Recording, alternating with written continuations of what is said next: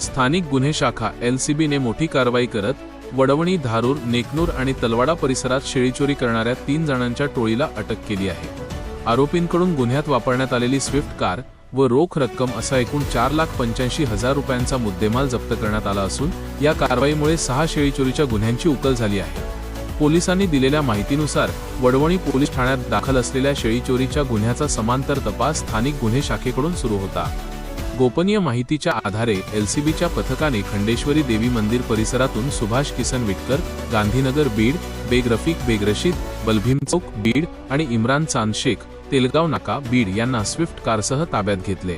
चौकशीत आरोपींनी वडवणी, धारूर, नेकनूर आणि तलवाडा परिसरात दिवसरात्र शेळ्यांच्या चोऱ्या केल्याची कबुली दिली। या टोळीने वडवणी पोलीस ठाण्यातील 3, नेकनूरमधील 1, धारूरमधील 1 आणि तलवाडा पोलीस ठाण्यातील 1 अशा एकूण 6 गुन्ह्यांची कबुली दिली आहे। आरोपींकडून गुन्ह्यात वापरलेले वाहन व रोख रक्कम असा 4,85,000 रुपयांचा मुद्देमाल जप्त करण्यात आला असून पुढील तपासासाठी त्यांना वडवणी पोलिसांच्या ताब्यात देण्यात आले आहे। ही कारवाई पोलीस अधीक्षक नवनीत कामत, अपर पोलीस अधीक्षक चेतना तिडके आणि सहाय्यक पोलीस अधीक्षक व्यंकटराम यांच्या मार्गदर्शनाखाली पोलीस निरीक्षक शिवाजी बंटेवाड, पोलीस उपनिरीक्षक महेश विघ्ने, पोलीस हवालदार बप्पासाहेब घोडके, दिलीप गित्ते, दीपक खांडेकर, जफर पठाण, अर्जुन यादव, चालक गणेश मराडे यांनी यशस्वीरित्या पार पाडली।